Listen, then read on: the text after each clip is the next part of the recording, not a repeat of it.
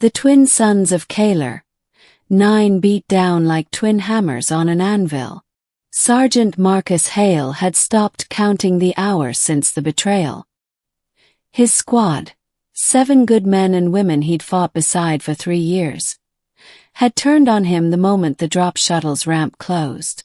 They'd stripped him of his rifle, his water, his comms unit, and left him face down in the red sand with a single plasma burn across his left shoulder.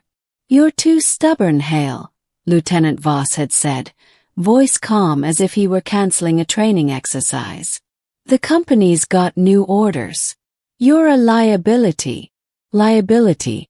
That word had followed Marcus his whole life. Too stubborn to quit when the odds were impossible. Too stubborn to bow when the brass demanded it. Too stubborn to die when everyone else thought he should. He'd crawled for the first kilometer, then walked for the next 5. Now, after what felt like days, he was just existing. The desert stretched in every direction. Endless dunes of rust-colored sand, cracked salt flats, and jagged obsidian spires that looked like the bones of some long-dead god. The air shimmered with heat. His tongue had swollen so much it felt like a piece of leather stuffed in his mouth. His vision tunneled. He collapsed beside a low dune, the sand so hot it burned through his fatigues. He tried to laugh at the irony. Survived a dozen combat drops, 3 planetary invasions, and now he was going to die of thirst on a rock nobody cared about. The company had come here for rare isotopes. They'd found something better, a deal with the local warlord. And Marcus, who'd refused to execute prisoners, had become the problem. He closed his eyes. The wind hissed across the dunes, carrying faint metallic notes, like distant bells. Hallucination, probably. He'd been hearing things for hours. His mother's voice, old squad mates laughing, the whine of incoming artillery. Then the bells grew louder. Marcus forced his eyes open. A shadow moved against the glare. Not a mirage, something real. A sleek, silver craft, small, no bigger than a dropship, had landed half a kilometer away. Its hull glowed with faint violet light, and a ramp was lowering. He tried to stand. His legs refused. He crawled instead, elbows digging furrows in the sand. A figure emerged from the ramp. Tall, easily 2 meters, cloaked in flowing white fabric that caught the wind like wings.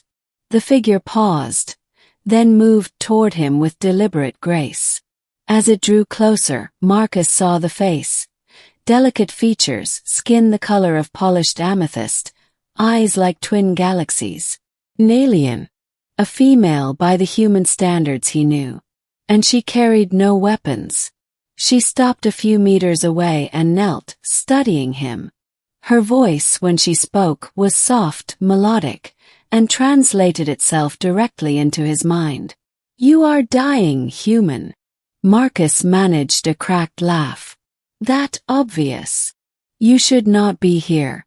This desert is forbidden. The warlord's patrols will find you soon." "Great. More company." She tilted her head. "You do not fear death. I'm past fear. I'm just tired." She reached out, long fingers brushing his burned shoulder. A cool sensation spread across the wound, numbing the pain. Marcus hissed, then relaxed as the burn stopped screaming. "I am Illyria," she said, "princess of the House of Valor. Or what remains of it." Marcus blinked. "Princess? But I'm Sergeant Marcus Hale. Nice to meet you. You got water." She produced a small crystal vial from her sleeve. The liquid inside shimmered like liquid starlight. "Drink. It will sustain you." He took it with shaking hands and drank. The taste was indescribable, cool, sweet, electric. Energy flooded his veins. His vision cleared. The pain in his shoulder vanished entirely. He handed the empty vial back. What's the catch? Illyria's eyes darkened. My ship is damaged. My people are hunted. The warlord Koroth seeks my head. He believes my bloodline holds the key to an ancient weapon. A miracle, he calls it. I call it a curse. Marcus sat up. So you're running. I am surviving. As are you. He looked at the ship, then at her. Why help me? Because you are human, she said simply. And humans, according to the old stories, are stubborn, and resourceful, and dangerous. Marcus snorted. Flattery won't get you far. But I'm listening. Illyria stood. Come. My ship can carry us both. But we must leave now. Karotha's hunters are close.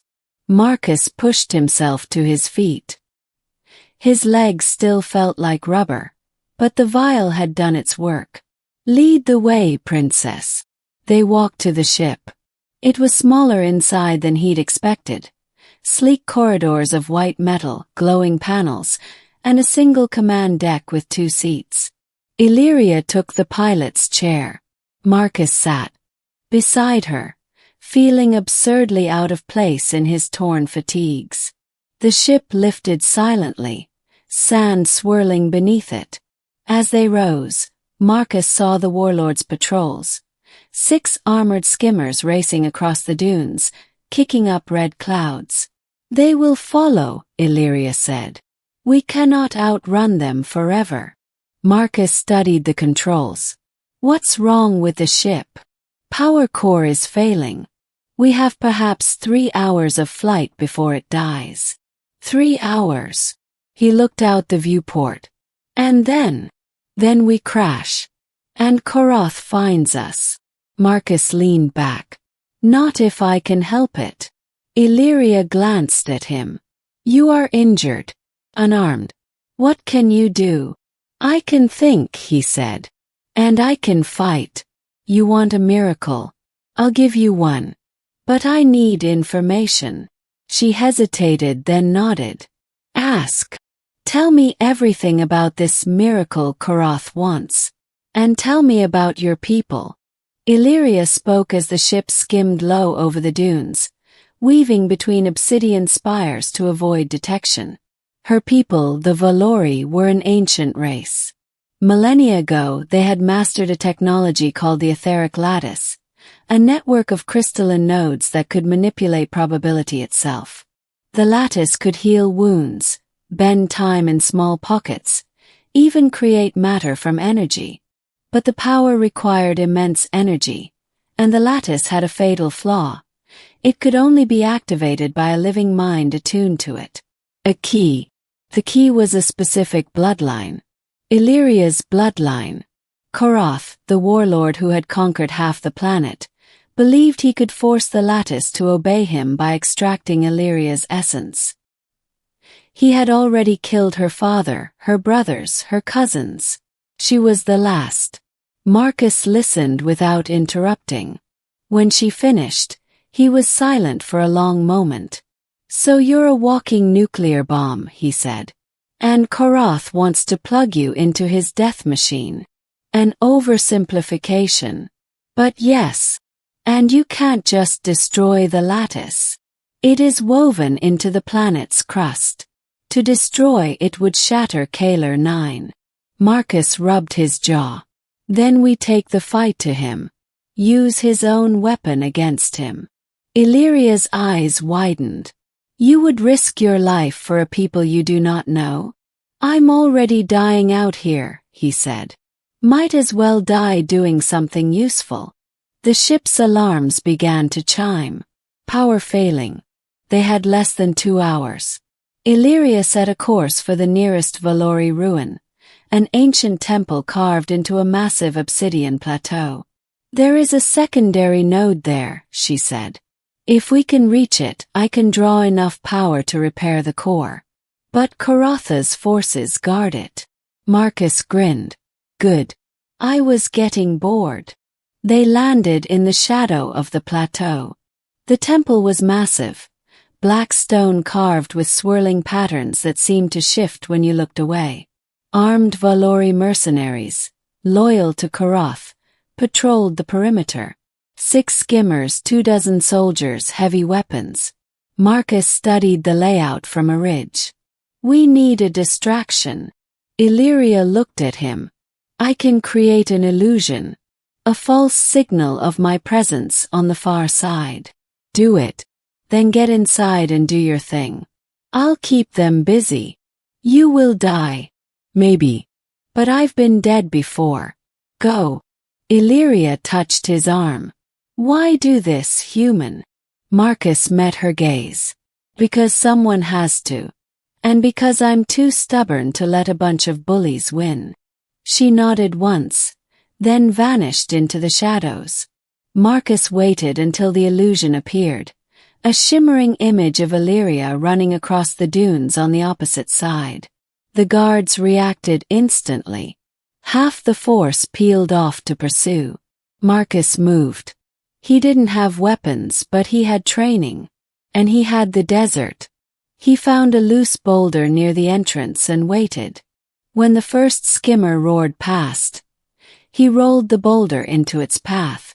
The vehicle swerved, crashed into another. Metal screamed. Soldiers spilled out.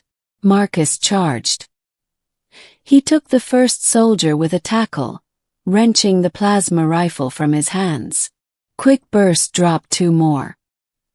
He rolled behind cover as return fire scorched the stone. The fight was brutal, close and fast. Marcus moved like a ghost, using the terrain, the shadows, the confusion. He took hits, a graze across his ribs, a burn on his thigh. But he kept moving, kept fighting. Inside the temple, Illyria reached the node. She placed her hands on the crystal and closed her eyes. The lattice responded. Power surged through the ruin, lighting every carving with violet fire. Outside, the remaining soldiers fell back. Their skimmers lifted off, retreating.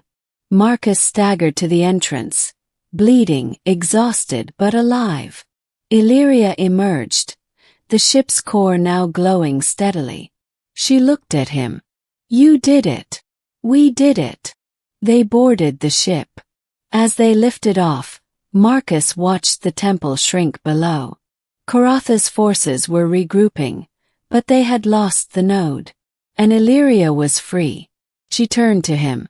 Where will you go? Marcus shrugged. Back to my people eventually. But first, I think I owe you a miracle. Illyria smiled, small, genuine. You already gave me one, Sergeant Hale. The ship climbed toward the stars. Below, the desert stretched on, vast and merciless. But for the first time in days, Marcus didn't feel alone. He leaned back in the seat, closed his eyes and let himself breathe. Sometimes the greatest miracle wasn't technology or power.